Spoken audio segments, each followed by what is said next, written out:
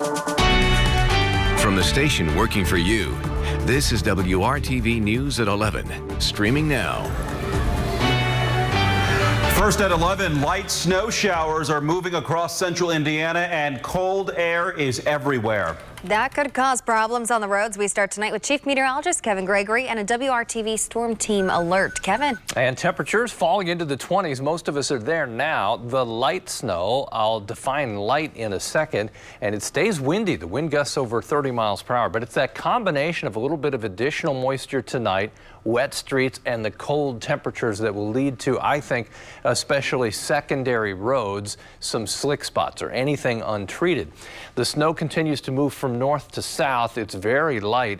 As far as additional accumulation, you're talking about a few tenths of an inch, maybe half an inch in spots as you get closer to Ohio, where it'll last a little longer as the wind shifts and you get more of the snow from Lake Michigan.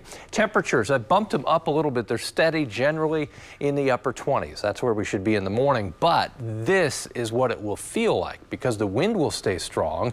The wind chill temperature, what you need to dress for, in the mid-teens. That's the way we start tomorrow. What the next 7 days all have in common as far as the overnight temperatures coming up. A federal ban on evictions is set to expire at the end of the month, but that order from the CDC does not apply to all cases where tenants are having trouble making their rent payments. There are local resources that can help. If you live in Marion County, you have until 5 o'clock Wednesday evening to apply for the rental assistance program. The city of Indianapolis announced the deadline today. If you have already applied, you can check your application status by calling 317-912-1260. For more info and to apply, go to indyrent.org. If you live in Indiana, but outside of Marion County, there is a different rental assistance program. Right now, applications are being waitlisted. That website is indianahousingnow.org. Some landlords say they cannot wait for that type of assistance to be approved, and for that and other reasons, many tenants are still facing eviction or legal action. WRTV's Cornelius Hawker spoke to an organization that says it's important to know when to ask for help. Amy Nelson leads the Fair Housing Center of Central Indiana. Through the work the nonprofit does, she sees firsthand how the eviction moratorium is and isn't working. The eviction moratorium is proving to be difficult for people to be able to navigate, effectively. Even though there's a federal moratorium on evictions, landlord-tenant disputes are still going to court, which could make it harder for the tenant to find housing in the future. It very much depends upon what the judge ultimately decides. And at that point, you've already been served an eviction that's going to follow you around in your continued housing searches. But that's not the only trouble some tenants are facing.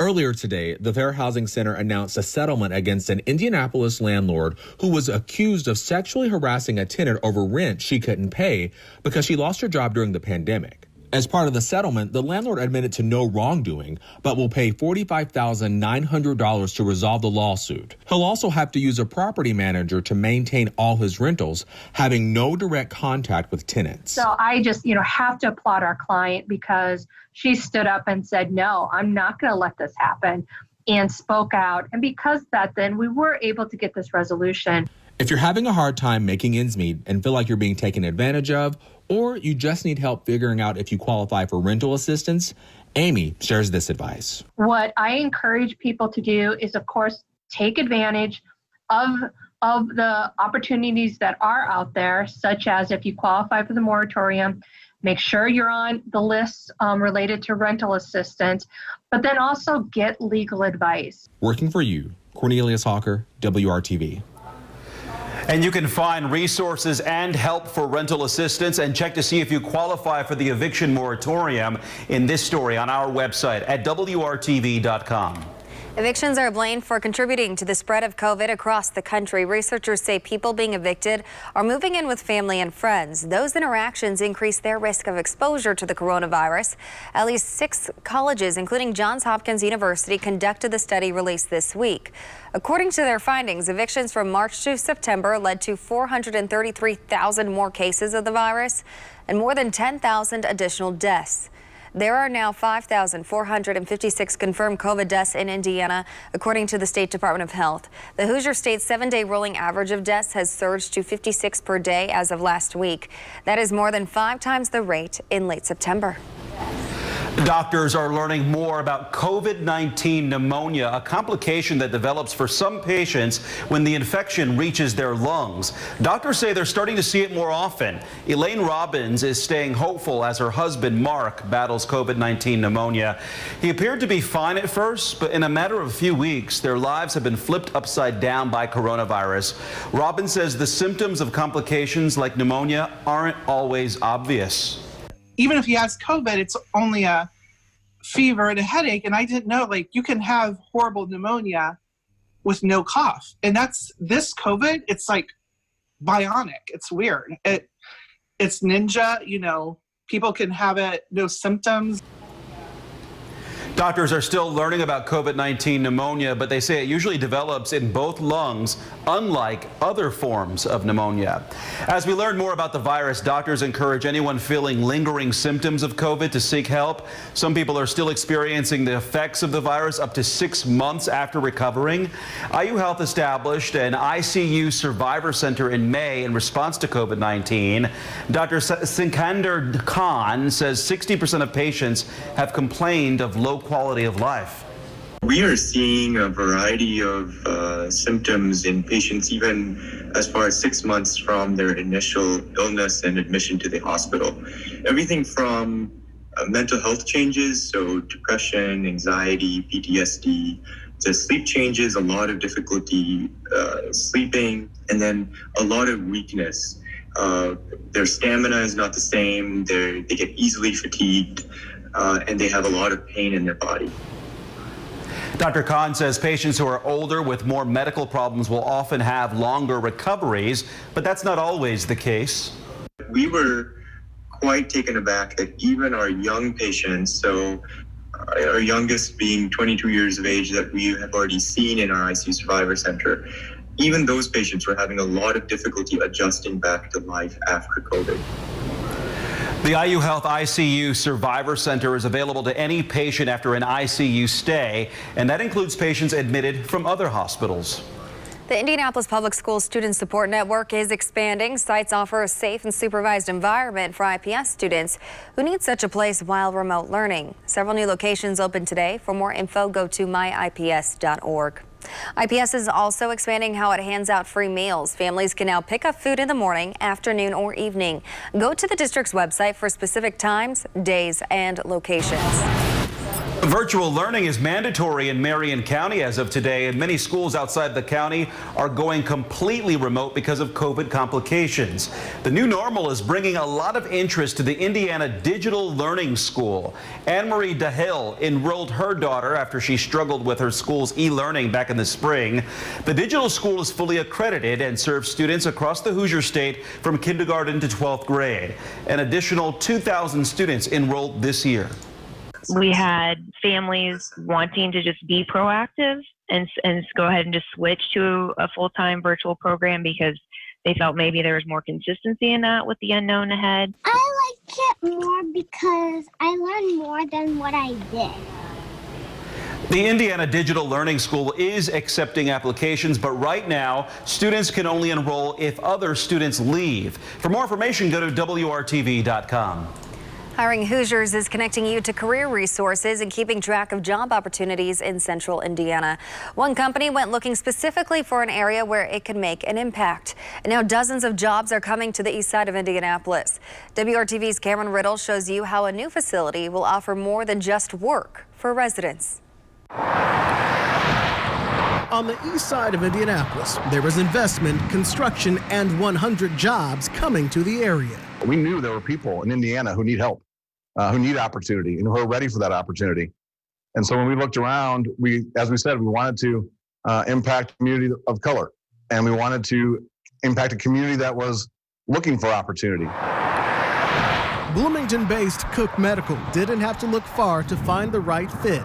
In 2021, the area near 38th and Sheridan will be home to a new 40,000 square foot manufacturing facility.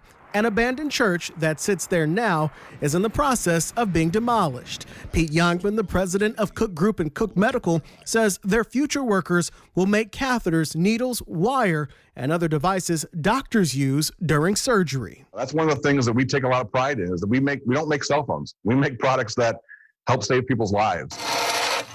Goodwill Industries will operate the building for Cook Medical, hiring employees while offering wraparound services like mental and physical health services and support for substance use. But before the first employee reports for work, Cook Medical has set a goal to hire all minority contractors to build the facility.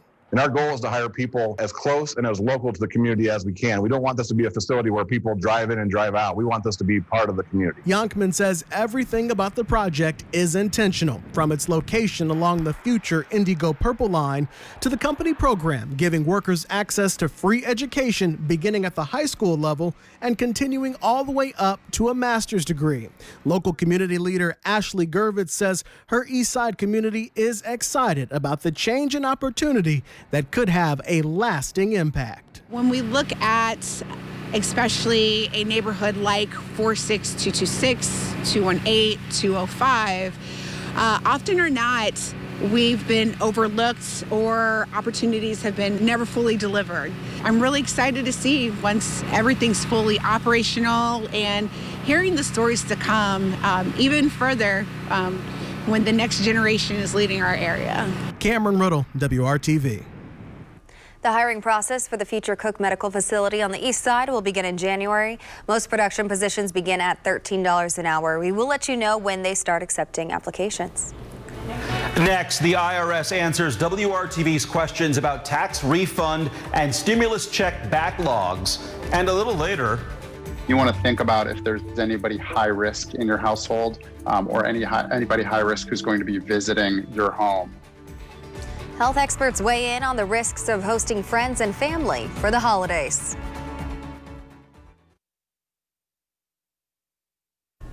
The Rebound Indiana is working for you to hold government agencies accountable when it comes to your tax dollars. Many of you have complained about not being able to get through the IRS and face delays getting your stimulus checks and refunds. For the first time, WRTV Investigates Kara Kenny was able to take your questions and concerns directly to the Internal Revenue Service. Spokesperson Luis Garcia says they have as many people working from home as possible to try to address taxpayer concerns. A few million Americans still have not received their stimulus checks, mostly people who do not normally file taxes. If you missed yours, you can still get your money when you file your taxes in 2021. We do have a backlog. We've been working through it as we can, but remember, we're at limited capacity in terms of what we can physically do. The call centers, the big mail processing facilities, those are really not at the full capacity that we'd like them to be, but we're adhering to the laws in the states that we operate. An independent watchdog report says the Treasury and IRS sent almost 1.1 million payments totaling nearly $1.4 billion to deceased individuals. The IRS points out some deceased people may legitimately receive checks for their estates. WRTV Investigates has also warned you about scams in which criminals pose as the IRS. Garcia says the IRS will never threaten you or demand payment by a particular method, like gift cards. Also beware of people looking to take advantage of your generosity. Tomorrow is Giving Tuesday, a day dedicated to donating. More than 1/3 of charitable giving happens between Christmas and New Year's, but some requests to donate may be from fake charities. But some may be real, but not doing the work they claim to be doing. The Better Business Bureau says do your homework before opening your heart and wallet. Look and see exactly what the charity is doing. Because not all charities are created equal. Some of them are very, very good, doing some great work out there. Some of them are not so good. So you want to make certain that the money you're giving is going towards the mission that that charity indicates that they're working towards. You can run the charity's name through a website like give.org or GuideStar to see where your money will go. The annual WRTV Toy Drive is one opportunity to donate. You can drop off new unwrapped gifts at several used store locations. We will also be collecting items at Indianapolis area Simon Malls on Saturday. For more info, go to WRTV.com/Toy Drive. And here's a look at the Christmas light display at the Lawrence Winterfest. It was a cold and windy night to be outside checking out holiday decorations. Kevin, it really was. Even just walking into the studio, you really had to bundle up tonight. That's the wind chill. That's an impressive light display. It looks great. I love it. Street sign said North Pole. It feels more like the North Pole, doesn't it? It absolutely does. Is worth staring at for a while. The wind whipping some of those lights around. If you have any inflatables there for holiday decorations, that's the challenge as we get some of these wind storms. Slick spots in the morning. I think they'll be isolated. Don't expect a widespread problem, but that's when we get caught off guard, especially bridges and overpasses. So watch that first thing in the morning. The snow showers coming off of Lake Michigan continue. The more organized light snow continues to push to the south. The whole weather system's gradually pulling away. That will set the stage then for us to dry out starting tomorrow morning. Temperatures, they won't change a whole lot overnight. What you feel is what you get when you step outside right now. Temperatures 29 in Indianapolis, Greencastle, 31 in Sullivan, 28 in Tipton, below freezing. Enough so that we could freeze some of the moisture left over here from the overnight snow showers on those secondary untreated roads. That's what it will feel like, down to about 16 tomorrow morning for the wind chill temperature. I mentioned the next 7 mornings all have something in common. The next 7 mornings will all be in the 20s for overnight lows. We'll have a string of temperatures that are in the 40s, but 43 is our warmest temperature in the 7-day forecast. Tomorrow, 35, that's about the best we can do, full 10 degrees below average. Then we're into the low 40s. Wednesday with lots of sunshine. Thursday, clouds are back.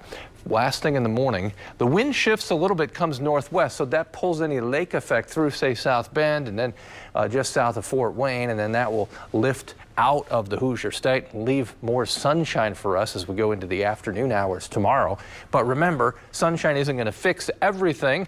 That northwest wind will still be strong with temperatures in the mid-20s. You're really talking about wind chill temperatures that will stay in the teens. There are your afternoon temperatures in the mid-30s. 33 in Marion, 34 in Muncie. Temperature metro area about 10 degrees below average for this time of year. We'll bump it into the upper 30s to the south. Tomorrow night, we slide the other way again. By midnight, we're back in the mid-20s. 7-day forecast, warmest temperature happens to be Saturday, 43 degrees. Slight chance for some showers. All the mornings, as you see, are in the 20s. The coolest or coldest, whatever you want to call it, Wednesday morning at 23 degrees. Temperatures into next weekend stay around 40 degrees or so. Mark? I'll call it frigid. All right. Thanks, Kevin. Many people host family and friends this time of year, but of course, 2020 is not like most years. Newsy's Lindsay Thies is finding out if it's safe to have holiday house guests as the pandemic continues. As the holiday season begins, you might be wondering about the risks of getting sick with COVID-19 as you make plans to celebrate. We asked the experts, what's the risk of letting my family or friends stay over around the holidays? Their take, letting family or friends stay over around the holidays is high risk. Unfortunately, given the amount of COVID-19 in most states and in the country overall, the risk remains significant. If they are not the people that you live with every day, right now, as hard as it is, and as much as none of us like it, we should not be gathering together, even to celebrate the holidays, to decrease the likelihood that we make our loved ones ill. That is not the gift we want to give during the holidays. You want to think about if there's anybody high risk in your household or anybody high risk who's going to be visiting your home. And if there is, really considering if the additional risk that they will impart, no matter how cautious you are, is that additional risk worth it if somebody is very high risk for a complication or a serious illness? Know the incidence in their community and yours. If the incidence of cases is higher than 100 cases per 100,000 residents, you want to start thinking about, are you asking too much and are you imparting too much risk both on yourselves and your visitors? Typically, we would have said you want to quarantine them, but typically when people are coming over for Thanksgiving, they're not staying for that long, probably coming over for a weekend, maybe 4 days tops. So masking, trying to have separate bathrooms, sleeping in separate rooms would probably be the right way to do it if you really had to. Avoiding it would probably be the right way to go. For more information on what is low, medium, or high risk, visit newsy.com/what's the risk.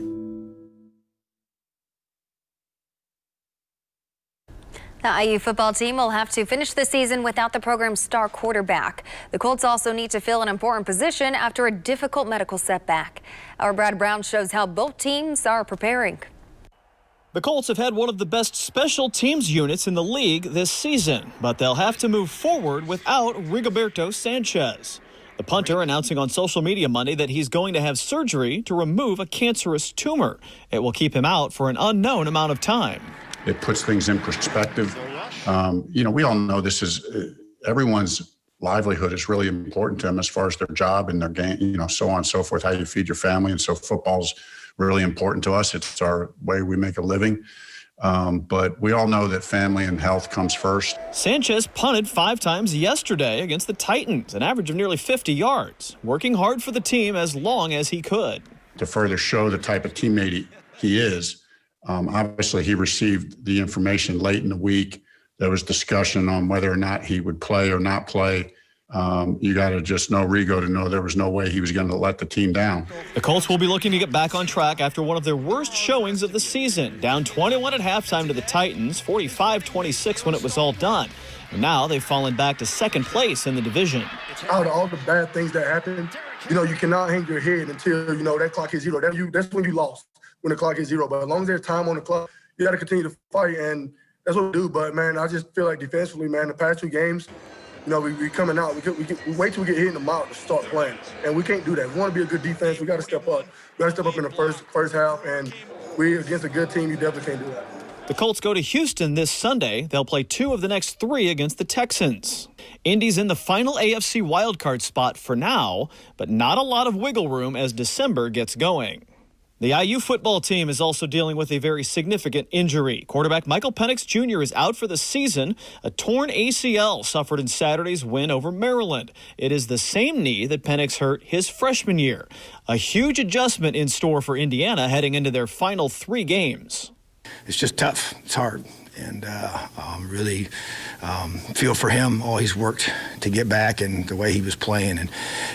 But bottom line is that, setbacks and adversity is part of this life. And as we told our team, even last week, it's how you respond to these challenges define who we are. IU gets Wisconsin next. That game's scheduled for 3:30 Saturday. The Badgers are still dealing with COVID-19 cases, though, so we'll see if that one goes as planned. If it does, you can watch it right here on WRTV. And it's not Hawaii, but Asheville, North Carolina. IU in the opening round of the relocated Maui Invitational. A solid start for Indiana against Providence. A 13-point lead at the half. Kept going in the second. Al Durham with 19 points in the game. Hoosiers had 4 in double figures. Trace Jackson Davis did his part. Only 12 points in the game. Just 5 of 15 shooting. Trace had 7 rebounds to go with it. The big performance came from Race Thompson. 22 points to lead IU. The first double-double of his college career. Indiana wins it 79-58. The Hoosiers will face Texas in Tuesday's semifinal. Brad Brown, WRTV Sports.